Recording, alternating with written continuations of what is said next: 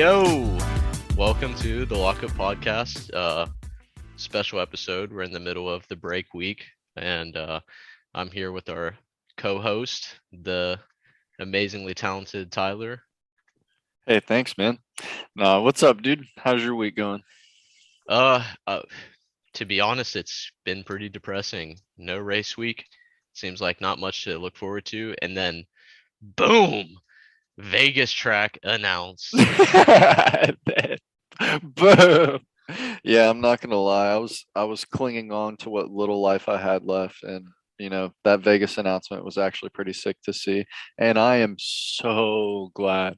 I'm so glad it was not the track floating around on the internet. Yeah, I mean the track layout, it honestly looks really sick. Everyone's complaining, and honestly, everyone that's complaining just needs to suck it up because we're American fans. I wake up pretty much at 5 a.m. religiously during the main course of the season when they're racing in Europe. So get over it. Nana boo boo.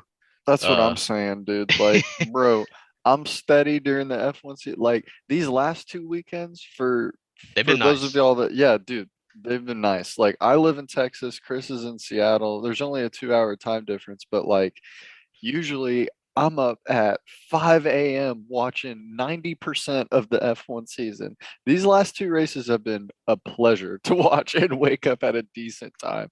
It's been Yeah. awesome. And the one thing that you have to consider also is if you have to wake up early on Sunday, then you have to cut your Saturday early. So Dude, I'm saying, I'll do it though. I don't care. I sacrifice for the grind and the love. yeah, I don't But give a single shit. but okay, seriously though, Vegas track, it looks awesome. It's gonna have the longest straight. I think it's like 2 kilometers. Which is So ridiculous. yeah, and everyone's like, "Oh, it's in a parking lot. It's in a dude. It's on the Vegas Strip, dude. If you've never been there, just shut up. You don't know what you're talking I about." mean, not only shut up, you don't know what you're talking about, but dude, all of Vegas is basically a parking lot already. It's just surrounded with fucking buildings. Yeah, I mean, it's in the desert. All right, it's gonna be cool. It's a lot better than adding like freaking a Yemen race or something stupid. Yeah, man. Uh. They got enough races over there too, man. We got three now, which is awesome. Yeah, and the other complaint is, oh, why do we need another American Grand Prix? Well, dude, the country is like bigger than your whole continent.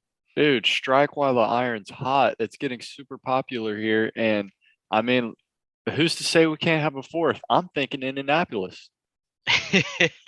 Yeah, I mean, I think, maybe one in Detroit. Who knows? You got to put it at the American home of the automobile. But I mean, like all three of these tracks are immensely different locations. Like you have one in the desert, one in the hill country of Texas, and one in Miami. All right, just Miami. Yeah, literally flat out right on the shore of the beach in Miami. Yeah, you don't get better than that. I'm You excited for the race. you really don't because like and it's just cool to see just like I've said before, just with Drive to Survive and that and whatnot, it's cool to see the fan base and the emergence of F1 being America because not only like this will be two consecutive years we have two brand new races in America debuting. We have Miami debuting this year, and then we have which it's earlier in the calendar, which I'm stoked for, and then you have Vegas debuting next year. So that is huge. I want to know how long those contracts are. I think Miami's like what, a 10-year deal right off rip. Oh, And then that's a big deal. yeah, and then I'm not sure what the Vegas one is. I think as of right now it was announced as a one-off. I'm not sure what the deal is, but it's just really cool to go from one for many years just being in Texas. Now instantly in 2 years we have two brand new tracks debuting.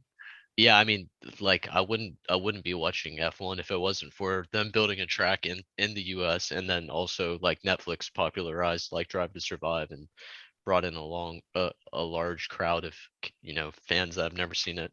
But like, yeah, I mean, I remember being in high school when they were building the track in Austin and I was like, why are they building a racetrack in Austin? Like, what? And then yeah, now it's there, and I went to the X Games there. That was my first time being out there. It was really cool. Saw some rally cars there, and I was like, okay, I know why they built a track out here. I know why they built the track car. No, it's cool because like even though I know it's dramatic, Drive to Survive is such it is such a good gateway for new fans to get into this F1 shit because like I'm gonna keep it real with you. I found Drive to Survive in 2019 and I didn't even know there was an Austin racetrack. And I just becoming a massive fan, very literally in one season of that, and just learning all the drivers, learning all the teams, learning all the tracks, understanding what it takes to be an F1 driver, or just understanding the races and all the lingo and stuff like that.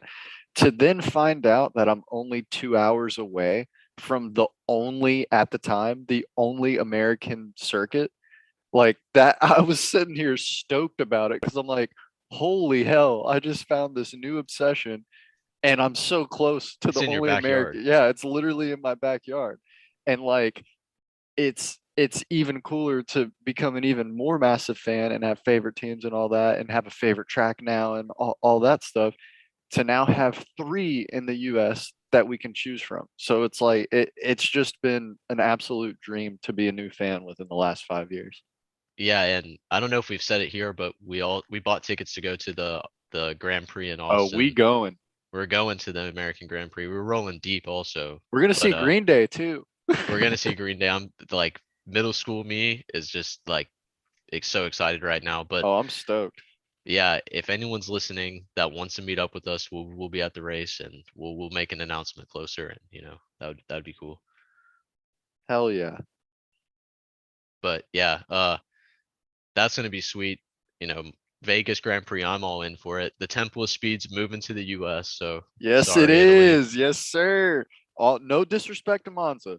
I respect Monza, but we got one now. No, We yeah, got one now. Monza's sick, but Monza's you know goaded.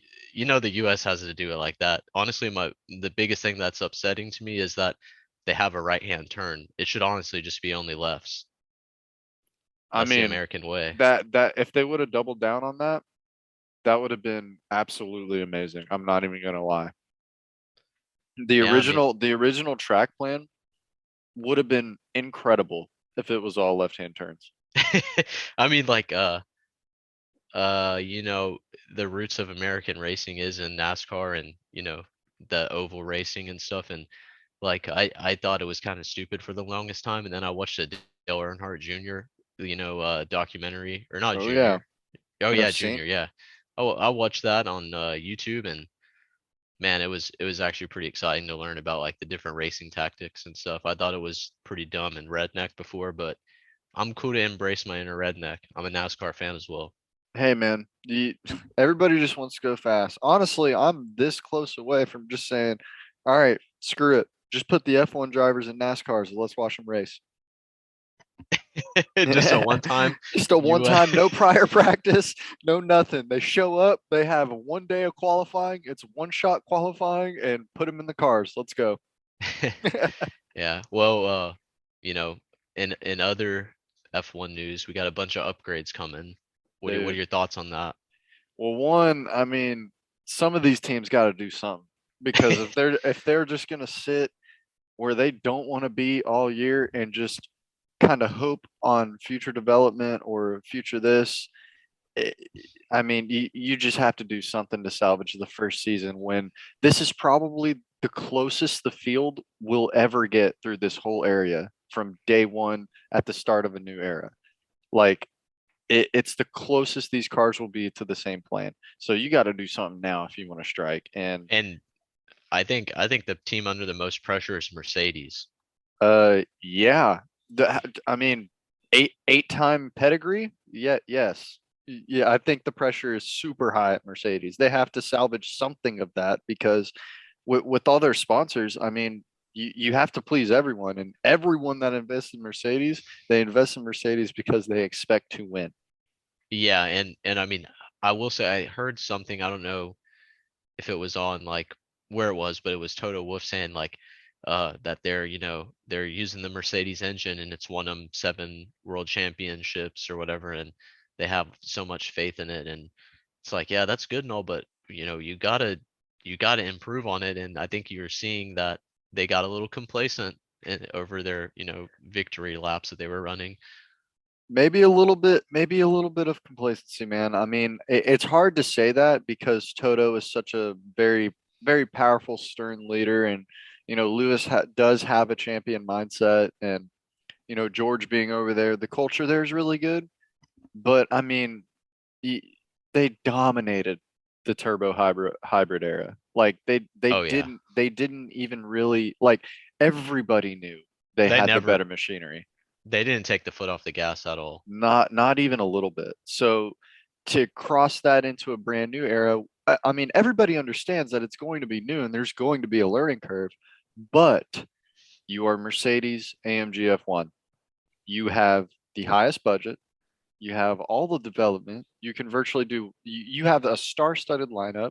You have the machinery.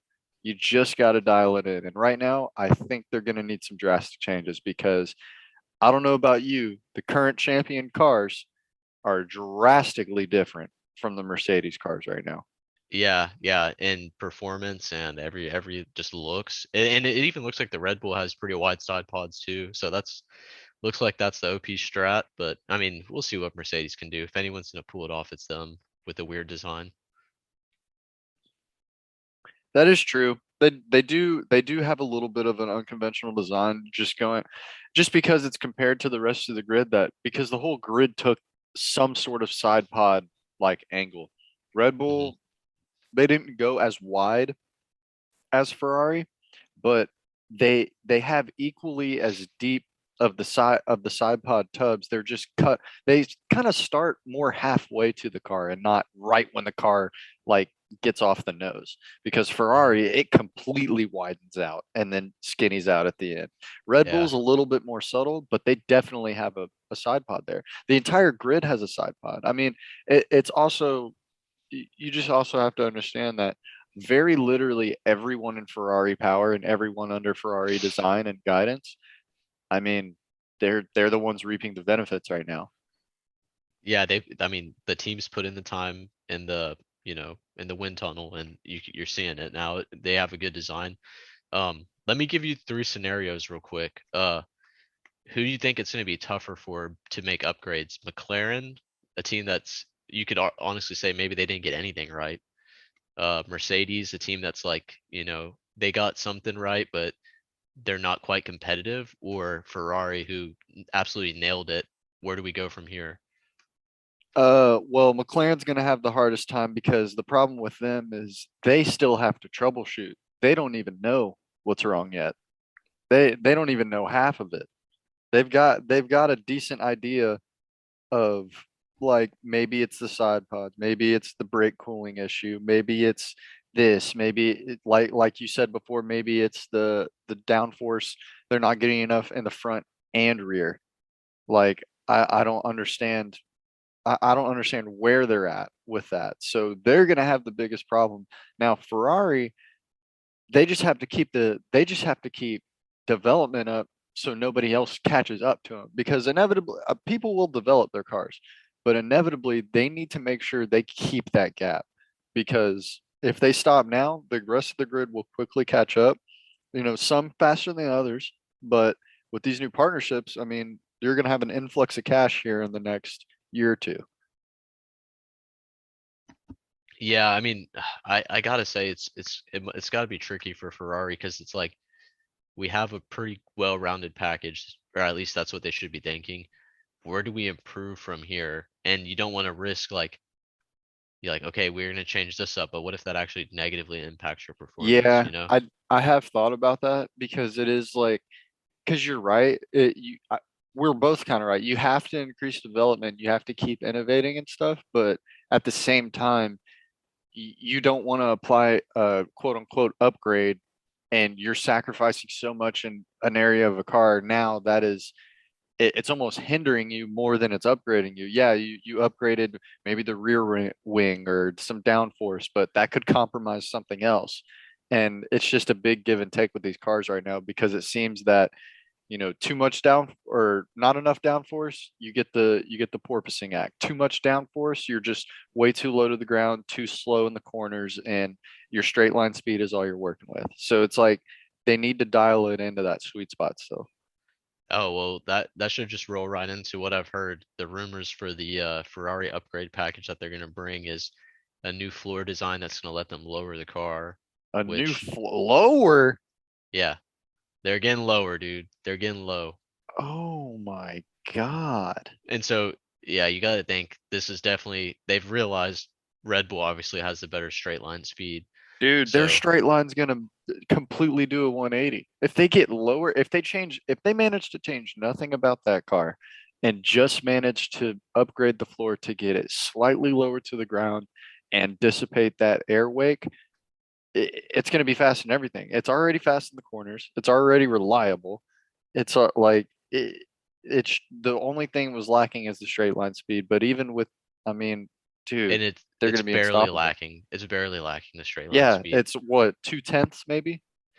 Yeah, I mean, dude, I'm excited. I certainly I'm pumped. But yeah, it seems like they have the best handle on the porpoising issue. So let's go Ferrari, keep it up. I'm rooting for you guys. Pit stop Ferrari. Yeah, spinala. Spinala. Nah, dude. I mean, with that upgrade, let's see. If they do that, they'll no longer will be lacking in the straight line speed. How does this affect the DRS chain? Well, they'll just never be in DRS because they're always going to be in front. Because right now it seems like DRS is OP as hell, and whoever is in front is almost at a disadvantage because the guy behind him can basically just pick when he wants to win and pass him. Yeah, I'm kind of getting into the camp of maybe they need to nerf DRS, make it a little bit l- less effective, but I don't know about less effective. Maybe like I saw some people spitballing ideas like change the where the DRS zone is at, where you get um like the where they mark where you are to tell if you get DRS or not. You know, move it to the after the turn or something. And then some Interesting. people saying like shorten the DRS distance or maybe I even think I think there's multiple ways you can look at it because, like you just said, the first one, change the sector, change the DRS detection zone to be a little bit closer to when it gets to the actual straightaway instead of, because you can easily dive bomb someone just to get like as close as you possibly can within that gap and the turn to activate the DRS zone when really you were going to run that turn wide anyway because all you wanted to do was just get close enough within that second to activate it. But now, if you move that further to the straightaway, you just have to be closer regardless to get it. So that makes sense. But on top of that, you could change it from being within the 1 second to, five or 0.5 seconds. You can change it from maybe only doing one zone a track, but at the same time, I can't really commit to the one zone of track because each track is different. Some have three DRS zones, some have two, some have only one. Some have, so it's like you to have that variable, you would have to have one across the board. So I think it'll be the first two options before it's the third one. They either I, have to move the detection center or they have to change it to a half a second. yeah, I mean, I feel like going from 1 second to half a second is pretty drastic, man. But I guess you have to say like these cars can race closer, I was about to whatever. say these are super racy car. Maybe I mean maybe that is really drastic. I mean, even if you want to just go to point 0.7, Yeah, 710s. yeah, that would be nice. Or what I saw was put the DRS detection out after the turn. So like the thing that I've been seeing from the first two races is just like them gaming the DRS, like, okay, I'm gonna bait you to pass me here so I can get DRS so that I can get my spot back, or I'm not gonna pass you here. I'm gonna wait a little bit so I can get DRS and get you on the where I really want to get you. And I mean I know it's all race strategy and stuff, but it just seems a little like it seems kind of dumb. Like, okay, It I'm not gonna yeah. pass you now because I want to pass you later. Like you should be trying to pass, you Yeah, know? I was about to say what's the quote? If you find yourself not going for a gap, you are not a racer or you are Yeah, not a race car driver but like in this case you are a race car driver because you because you're want to playing you, this. Yeah, yeah, I don't it's know. difficult. It's difficult to understand because like, what was the term last weekend? Oh, they're playing DRS chicken. I mean, it's literally that because it's like, Charles isn't gonna go after him this turn because he's just gonna get him. He's just gonna get him in the next DRS. So boom, he'll just save it for the straight. Or Max will do the same. He'll take it easy the whole lap just because he knows he'll get him on this part. And it literally like I mean, it's fine, I guess. It's literally part of the strat, and you have to find your exploits here and there, and some are going to be more cheesy than others, but I just don't know how they fix it. They're just going to have to experiment with it, honestly, because Yeah, I don't think they're going to fix it overnight. I I think they think should slowly introduce it into the season. I think they could definitely shorten the gap, maybe like right now this season, and then maybe consider moving the DRS detection to after the turn. Like so, because you can't really play a game then. Like, what are you gonna let someone get a better exit on the turn so they can be in front of you at the DRS detection, but then at that point they're gonna be burning off on you. I mean, no, you're absolutely right, because it's like I just I don't understand where it comes into the strategy because it's not treason. You're literally letting someone like outrace you for the sole purpose of you're banking on the fact that you're going to get that DRS, and it's almost becomes a crutch. Yeah, but yeah, I don't know. I think they definitely need to do something about DRS, and I'm sure they will. I'm sure they're like, we'll see how it develops in the season. Yeah, If it's going to be Leclerc and Verstappen all year playing DRS chicken, then that's I mean, it definitely going to makes get for some. good TV. I I do love the battles between them, but like, let's see. I would like to see just the battles without Just the straight chicken, racecraft, not dude. just yeah, not the DRS stuff. I mean, and like you said, yeah, I think the only thing they could do right now this season, if they want to address it, is drop it down, try a couple races, announce that just like they introduced the sprint racing at select races throughout the year. I say you announce that, hey, you know, later on the calendar at this race, this race, this race, we're gonna experiment with the 7/10ths DRS detection zone, and we'll try it and see how it goes. Because you're right, I don't think they can change the sectors right now. It should These tracks have been the same for years. You can't just change the tracks in the middle of the season. You have to do all that before the season. So I totally get that. But I think they should, if they wanted to address something now, let's give it a couple more races, obviously, because we're only Hmm. two in. But it does have the potential to just be like okay, these two guys are literally just going to play off each other's DRS for 50 laps. So And it's how pissed off do you have to be if you're like a midfield driver and you're fighting hard to get to this DRS so you can dude, get a maneuver done, and you see the two leaders are like, "Oh, I'm gonna let you pass me, because I'm gonna get you." Like that would make me so yeah, mad. and then you realize because you're a midfield driver that you have six other dudes behind you just in the DRS train. You're constantly trying to push while trying to defend simultaneously. Yeah, You're in an advantage to the person in front of you, which is weird to say in racing because all of a sudden you're an advantage to the person in front of you, but you're at a disadvantage because you're in front of the people behind yeah, yeah, you. It's weird. It's so yeah, weird how it plays. It almost like contradicts itself. yep, definitely. Um, well, what are you thinking about next week, Australia? Well, I mean, we can give a huge shout out to Seb being back for just finally gets to debut in Australia with this year's car. And I mean, it's two shout outs really. Shout out to Seb being back and shout out to Australia being back because we haven't had Australia since 2019, dude. And that's incredible to say. Yeah, I honestly, this is the real start of the season. I know. Every start of the season I've seen it's been Australia, and the last 2 years it wigged me out because it's been in Bahrain. Yeah, and I want to give a good day, mate, to Danny Rick. Shout out the boy. Shout out the guy, man, the legend. He's a legend. Yeah. I hope, dude, I hope he has a great race and his car doesn't fail on him. And I think we're going to be able to see what the Aston Martin's truly capable of with Seb back. Yeah, I just we saw what we saw from Stroll. He made it a little bit competitive. You just couldn't judge Nico. I mean, man, he got the call literally last minute to go race that car. Excuse me, and he had no prior knowledge to any of that in that new technology. So I mean, you just got to chalk it up to okay, maybe this coming weekend, we'll really see what Aston Martin has in store. But I mean, Hey, Australia's a pretty well-rounded track. It's got very fast straights, very fast like long curves, and then it's got some nice hairpins and chicanes in it.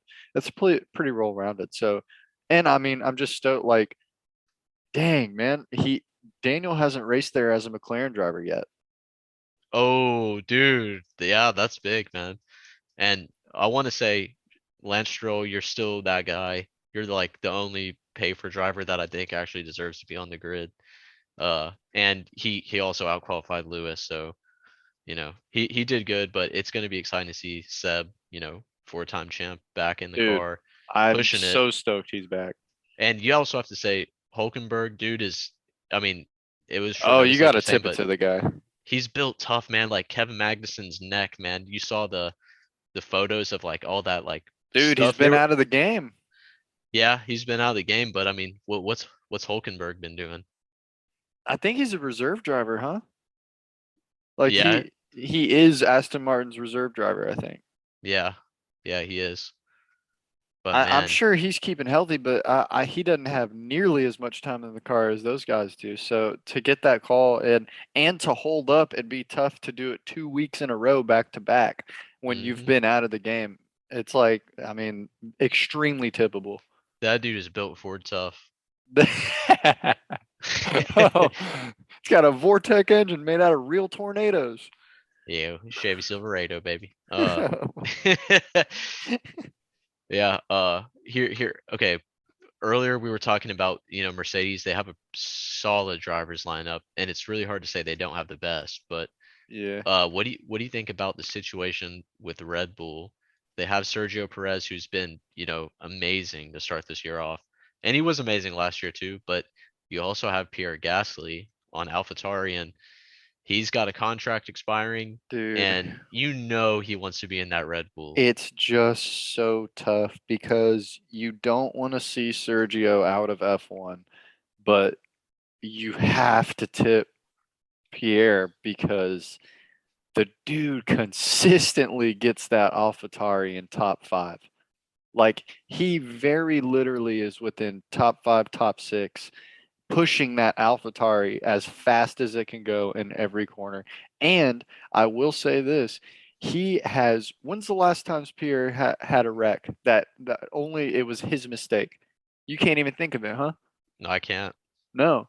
Like he's been caught in the crossfire in mistakes or the car has just failed on him. Yep. So you have to give it to him. Yes, maybe his stint at Red Bull was a little bit too soon. Maybe if they waited one more year and gave him one more year, he would really grow into that. But I mean, it's Red Bull, man. It's just extremely hard to be Max Verstappen's teammate. Yeah, honestly, it kind of feels like this year it's going to be Pierre and Perez potentially battling it, kind of like how you saw George Russell and Valtteri having a little bit of, some tension in the races. Dude, seeing Valtteri succeed with a brand new team he can take the reins on and sticking it to his old team in the same time is astounding. Dude, he's just, oh man, he's got to be so happy. And I'm happy for the guy. Oh, dude, the vibes are probably at an all-time high in Valtteri's camp. Like it's the best scenario you can have right now. Yeah, we know it's not Mercedes and we know like you want to be in a champion car, but right now Mercedes ain't looking like a champion car. So it's Dude, like, so the way that Red Bull had both their cars break down in the first race, it was kind of like their karma for being smug about Mercedes not having the top car, and the fact that Alfa Romeo is consistently out qualifying Mercedes is kind of like Mercedes karma for being smug about Valtteri. it's almost poetic. It is. It It, is. it it's actually wonderful to see. It's great for the sport because it's like, dude, I can't even tell you who's gonna make it into Q3. That's insane. Like I can't even tell you who's gonna make it into Q2. Like, bro, these cars are so level right now. And Hey, I what's will say up? I can tell you who's gonna make it into Q3 every time, and that's Ferrari Oh my God. and Red Bull. All right. Dude, this guy's a Ferrari simp, ladies and gentlemen. Yep, they have the hottest driver. I mean, what? What? Yeah. Anyways. Dude, oh my God, Ferrari gets this dude's rocks off. I mean, you gotta tip it to him, man. They haven't done a single thing wrong. They haven't done a single thing wrong. And like, bro, like you said in the beginning, if they get that floor design and they get even lower, they might actually be unstoppable. Yeah, you love to see it, but you also have to be scared a little bit because Red Bull has a heavier car and they're still up there fighting with them, and they're talking about an upgrade package to do more lightweight components. It's gonna they're talking about having a little bit more expensive, materials, but it should bring the weight down to match with the Ferrari. Yeah, because they were amongst, which, like I said, the controversy before the season even started, how, oh, just so conveniently, the minimum weight got raised to the exact weight of the Mercedes car, which was cool or whatever. But I think Red Bull has been struggling with their weight since day one of their Hmm. car. And I guess right now, what, they're just trying to shave down as much. They're trying to gain weight on the car or lose weight. Lose weight, man. That's what, yeah, that's what. Come Listen, man, on. I know, but where do you even start besides the floor and side pods? Where do you even start? I don't know. You could look at really you just have to be looking at what materials are the heaviest on your car and where can you sacrifice with something a little bit more lightweight. Man, if you could sacrifice these damn tires, that'd help you out. God damn, these 18-inch tires have been kind of a trip to Oh, watch. I saw something today. Let me look it up real quick. But it was about the average pit stop times. Oh, I already have it on my phone pulled Dude, up. McLaren P1, baby. They're doing McLaren, something right. McLaren and Williams have the fastest pit stops. Dude, what? The back markers have the best pit crews right now, and we're just like, hey, at least we're doing this right.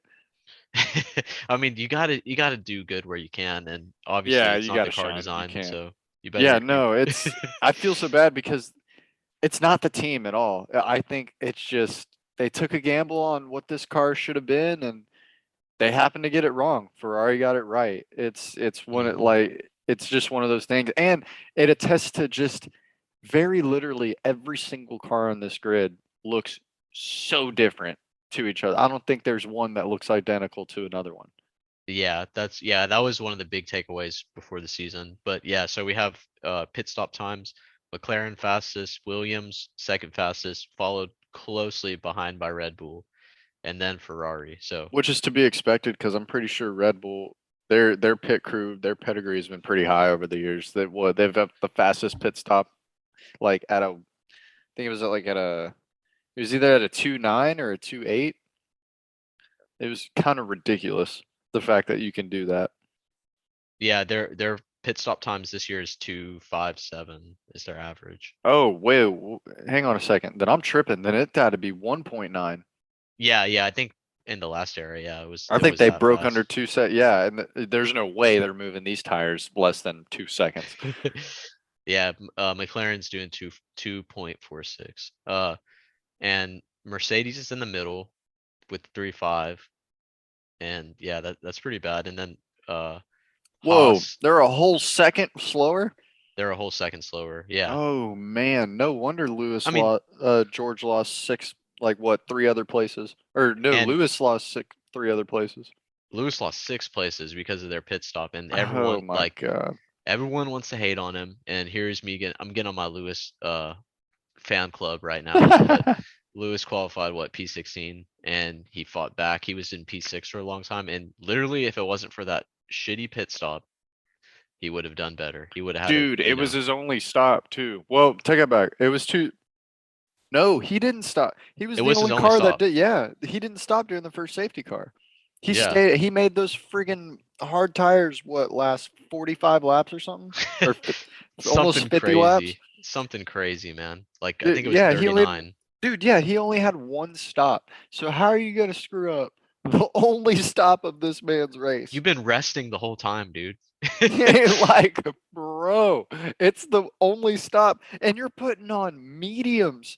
You're not even put like, dude, six places. But that also attests to just how racy these cars are. I mean, Yep. if it was 6 places, that means everyone he was battling already. So, I mean, I don't know what you do right there, but Man, to be a whole second slower than half the grid, it's not a good look. Haas has, oh, their time is atrocious. 472.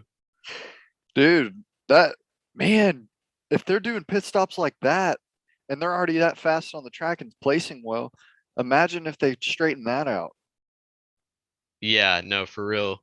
I mean, you got to think now with how their team's performing, like they need to get through the season and get out of the bottom tier teams, finish somewhere in the midfield, and they're going to get some good sponsors. They're going to be able to, develop even more on their car. They're going to get a better crew. It's looking good as a Haas fan, man. Right now, man, I think their biggest competition. Well, I can't even say that because they've been friggin' racing Mercedes last 2 weekends. But I think if in the standings by the end of the year you're finishing P7 or better, that's a win. With the car, with the technology you have now, and it's been proven on track that you can keep up and be a regular point scorer, especially now that you have Mick and Magnussen that will Hmm. find themselves in the points, unlike he who shall not be named. Mazda spin. Mazza spin. uh, the fact that they can do that, I think P7 is very doable. I think they can I think easily race with the Williams. I mean, McLaren and Aston Martin look like they're back there, and I think if they're going to be racing anybody throughout the whole year, it's going to be Alfa Romeo.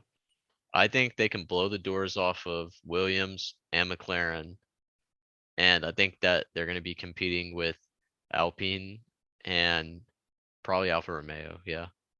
Yeah, actually, yeah, you're right. I think Alpine and Alfa Romeo Alpine, Alfa Romeo, and Haas. That will be like probably best of the rest because yeah, I hate to say it. If McLaren truly, because we don't know for sure, but if McLaren truly got like 80% of that car wrong, this season might be chalked. It might be just a full development season. I don't even want to really put Alfa Romeo with them. I feel like it's going to be Alpine and Haas, and then obviously Mercedes is going to be number three throughout the year, and they might even be able to upgrade enough to get back in the title fight because they're not that far away. What is Lewis off by like 9 points to Max? Yeah, you like you said, man, we can only read in so much right now because there's only been 2 races, and of course the point totals will be really low, and everybody's in the game right now still. Even the teams with no points right now, everybody's Hmm. still in the game. But at the same time, yeah, I mean, you could be right, man. It could be Haas and Alpine. Alfa Romeo will stay there because I think any car that has Ferrari backing right now just has a leg up on the competition. And any car that has Valtteri in it is going to be consistently in the points. To whom it may concern. Dude, that guy's here to race, bro. He doesn't give a damn. Hey, I saw Alonso made a statement about how he's happy and excited in Formula One and wants to keep racing. I did see that. You're exactly right, which puts my stuff to bed because what the last thing I heard about him is that he wants to compete for championships and he wants to be a regular points finisher. He wants to be in a very competitive car. I think Alpine has that. They they're literally almost there because They have two Ocon, out of the three. yeah, no, they've been great, honestly. But I mean, it was a pleasant surprise to see like Alonso be like, "No, I'm really happy. I like the direction Alpine's going. I like the pace that we're on. I'm very happy with this car and everything's going well." I mean, obviously the team lets their teammates race, so I mean, it's like I think he's in good spirits, and as long as he's happy and wants to keep racing, and he said right out of the gate he's looking for what, another 2, 3 year deal. Yeah, three, I think. That'll be nice to lock up him. Uh, He's the safe play. He may not win you races all the time, but he'll never lose you a race.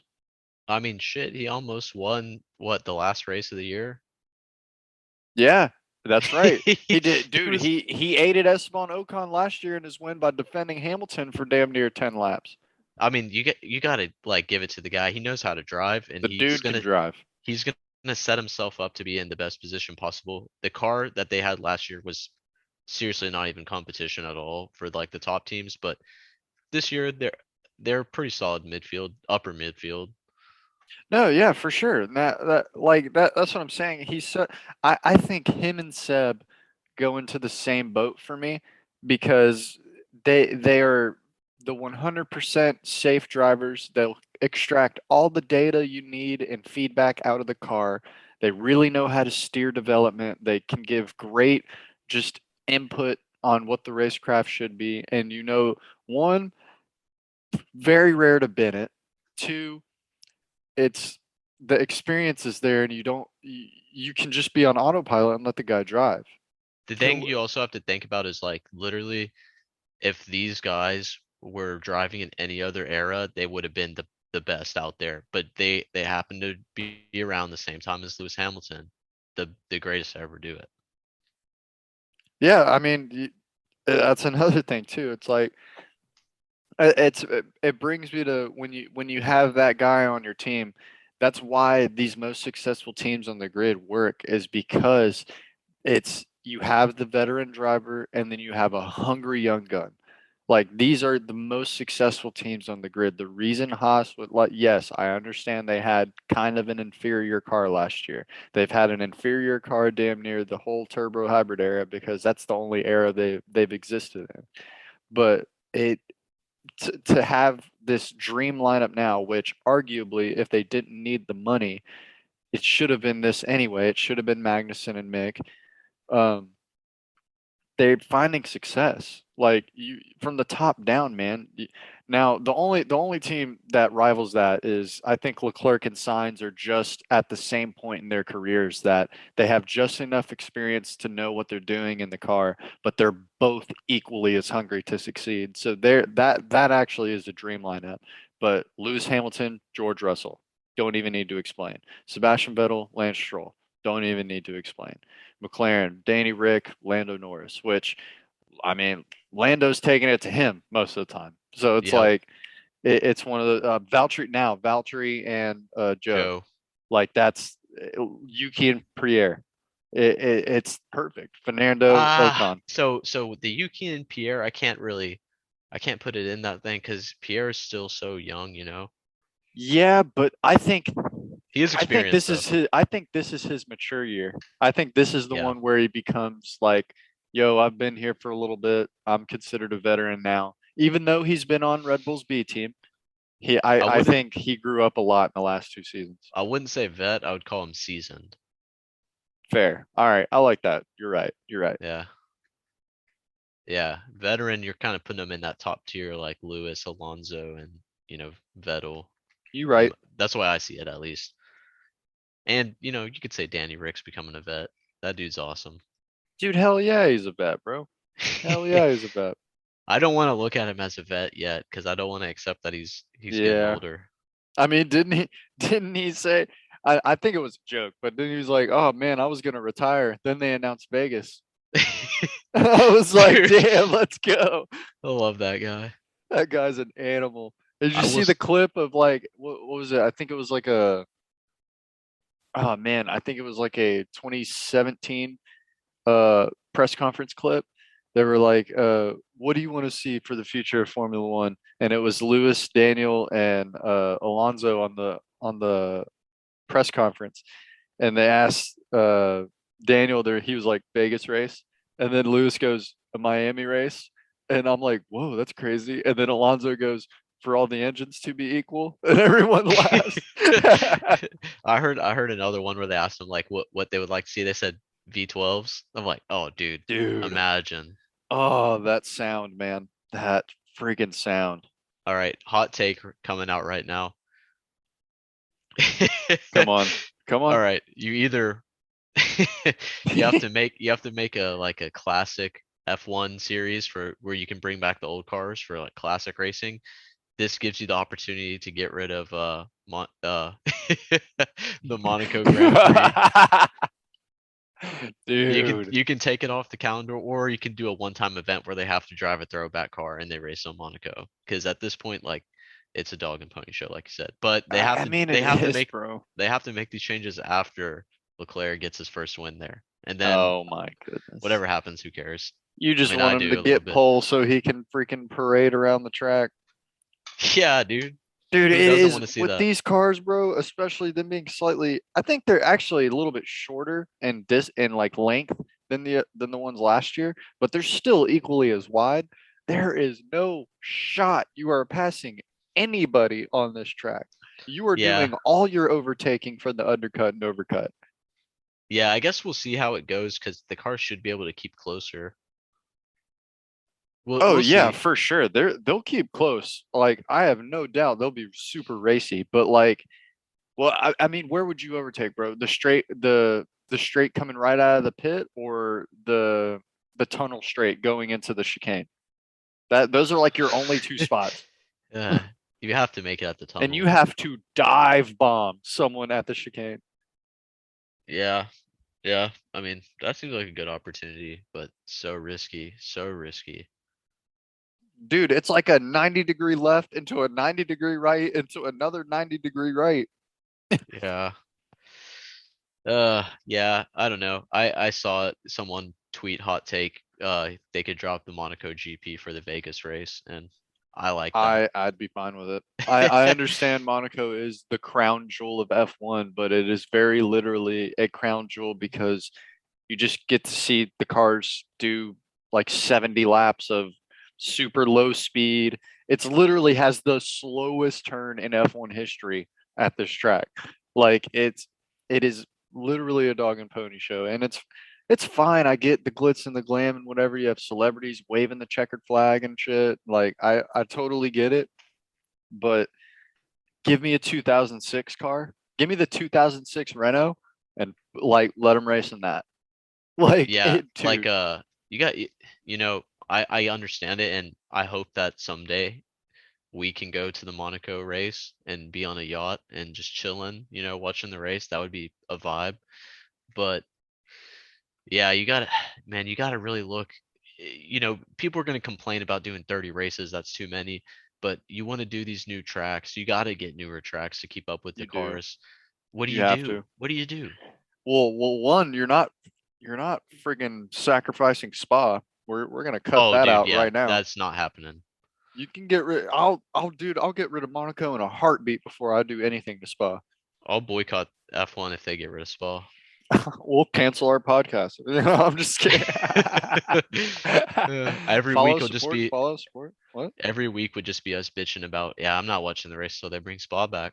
dude, dude, honestly, man, for me becoming a fan in the last 4 years and then me really attaching to Spa and be like, dude, that is my favorite track ever. And on top of me not being able to, like, we didn't even get to watch it last year because of friggin' rain the whole time. They That just canceled the was race after 2 hours of red flags. that was terrible. Hey, I gotta say though, I first found out about Spa before watching F1 when I was playing some of the like Gran Turismo not Gran Turismo, probably Forza Motorsports, the game, racing on that track. And the reason I liked it was because of the freaking amazing turn right there down the straight. You're going down Dude. that hill and like you're playing a video game, but like you kind of get your palms start sweating a little bit on the controller and it's Yeah, like, because you dude, want to nail it every time because it's completely blind and going up. yeah, that is definitely the coolest turn ever. Like it don't get me wrong, it's the coolest turn ever because it's like the most dangerous turn ever, especially when these dudes are taking it at damn near 200 miles an hour. But it is, dude, it is edge of your seat the whole time. That That's butt famous clip clenching. and dude, that gets the sphincter tight. Dude, like that clip of Sergio Perez almost putting it in the wall and drifting up that turn and then catching it and then saving it and then going up the turn. That is freaking awesome. And I don't Yeah. understand why they would ever even sniff or think about not renewing that contract. I think they're bluffing on that. I Yeah, I think they're think they're just trying to just get more sandbagging. money. They're sandbagging that one. There's no way. Oh man. I would like to see them, go back to Germany. One of my biggest regrets was the summer that I was in Germany in 2019. I had the chance to go to the race and I Oh, chickened out. I chickened out everyone. But also come on, man. I was broke though still. That's fair. I was there as a college student doing a research internship there and I had a limited amount of money. I could have dipped into the personal money a little bit, but I chickened out and I regret it. I could have dipped into the personal money. Dude, that would have been sick. But now you have this. I feel like you would appreciate it so much more now today. You have this newfound appreciation for the whole sport now. So it's like it's it would be 10 times as cooler today. But I think if I remember correctly, it ended up raining. Well, one, there was like a heat Rare. wave. There was a heat wave like that week before or something, so it was miserable because I was living in an apartment that was pretty much it used to be an attic, and so it was Oh, like you go up the stairs and you noticeably once you get up there like, oh, it's way too hot. And so one, I think there was a heat wave around that time, and then two, I'm pretty sure it rained on the race day. So I would have been pretty pissed because this was before I found out about yeah. how great rain jackets are. Shout out to living in Seattle. But yeah, I would have been miserable out there. So I guess I'm a little glad I didn't go. But No, yeah. I mean, although it still would have been sick, but no, that's dope, dude. I never knew that. That was badass.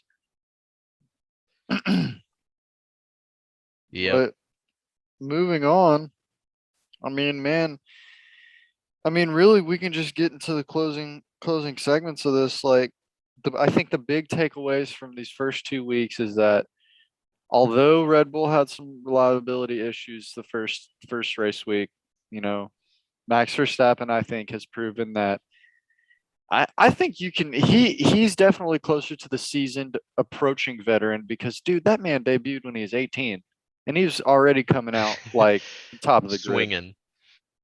So it might, I don't know if I could even bring myself to say it, but he might be better than Leclerc. Oh damn. I mean, they came up together, man. I think they both show signs of like if Leclerc was in equal machinery, which looks like he's in better machinery this year. I mean, I don't know. I think they're actually on the same plane. I I think think they're on the same plane. They're definitely the same caliber of driver right now, but like it's hard for me to because I've been sleeping pretty hard on Max Verstappen, and I'm definitely Team Lewis. He should be 8-time world champion, but uh, shout out Michael he Massey. yeah, shout out Michael Massey. But he's really good, dude, and he's in arguably not the best car this year. So the fact that he's one able to keep it so close, and two was able to win, last week. It, there's It a lot just of attests, arguments, yeah. and he is now a one-time world champion, paper champ. But uh, Paper but he's dude. he's freaking good, dude, and he's proved himself. And I'm a big time supporter, and I'm looking forward to watching the battle throughout the year. Yeah, shout out our homie Kyle, probably the biggest Max Verstappen simp we know.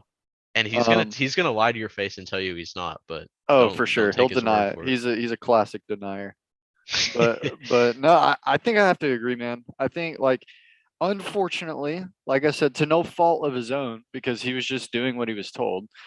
His world championship last year does have an asterisk, but I think dude, if He he had the skills. continues, he does, man. He does.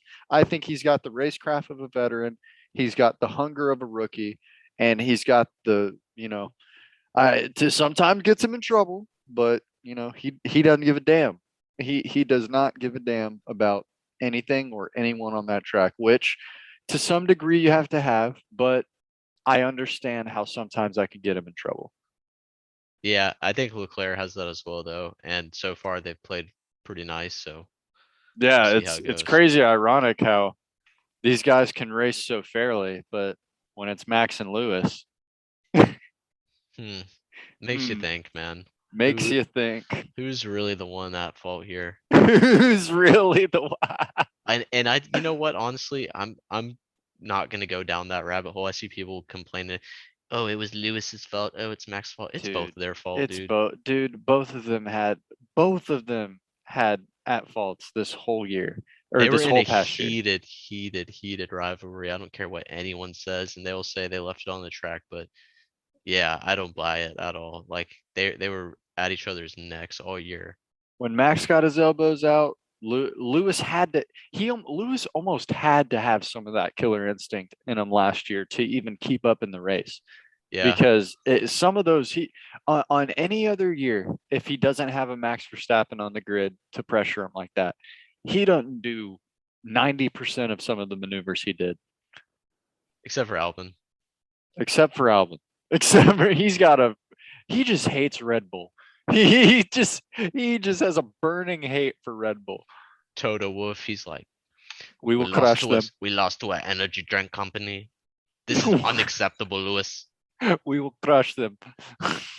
Oh my god, dude, your Toto impression is spot on. Oh man. Holy shit, Hey, that three was months in funny, Germany, bro. You learn about great beer and how to make fun of the accent, I guess. dude. That's crazy. Well, guys, I think that wraps up episode 5, and I'm not gonna lie, it was a vibey one, Chris. Yeah, I think this is probably the most fun episode we've done. Oh, dude, I think we were loosey goosey the whole time. I think this is a vibe right now. But nah, we'll send y'all out with the outro, and we're looking forward to be back next week with Australia. Look, pay attention to our socials because we're gonna have 2 episodes next week. We'll have one coming out Thursday for the pre-race, and one coming out the following Monday for the recap of the Sunday. Pre-race, post-race, we got it all. Uh, we're gonna be coming on Spotify soon, so Yes, check out our Spotify and webcam soon, yeah, baby. we're gonna have video soon. Make sure to check out our old episodes when we post them on Spotify and show the love. And then yeah, go follow the Instagram, the Twitter. All the links will be in the bio on YouTube and TLUP TLUP F1 and then TLUP.F1. I think TLUP.F1 is Instagram. Uh check us out. We're dropping memes. We're talking shit on Twitter. We're doing it all, man. Oh, dude, Chris has become a social media guru. He's gonna launch a class and sell it to you all. But No, no, I'll I'm never just do kidding. He'll never do that. that ever. Nah, but yeah, man. Appreciate everyone showing the love, and we'll hit you with the deuces, family. Peace.